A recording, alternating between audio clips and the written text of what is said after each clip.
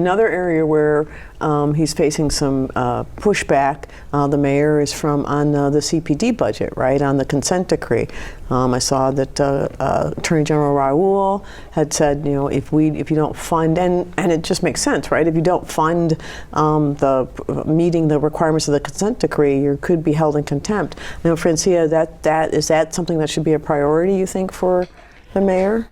I think for the city of Chicago, for residents who have been so concerned and so affected by violence, both from people who commit acts of violence and from police officers who have done the same, it is very important. It's also something that Mayor Brandon Johnson ran on, right? He was very adamant about his attitude toward police reform and making real changes, but if there's no money behind that, then it's going to be really hard.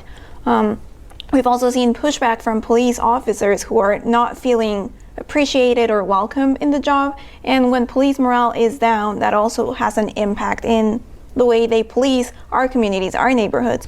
Is the consent decree actually working? I think I read an article from the Sun-Times that's 7% effective, that the mayor says he doesn't really need the decree because he himself is handling reforms. And then they're looking as far as tightening their belts, not hiring for open positions, and actually eliminating positions for both for officers and for civilians. So you're right, in an area where we need to be leaning in on to continue to develop relationships between law enforcement and community, is that really where you want to go to find your cuts, your way towards profitability? I think not. And I've been hearing a lot about cuts. And I think that people have to be cognizant that Chicago's departments are 2 to 4 times smaller than every other counterpart in every other major city in the country. Yeah. We're already too small. We already have 2 people working on major things for 250 square miles. So like, this is a very lean skeleton crew in all the departments, and people just don't get to see the internal workings to see that.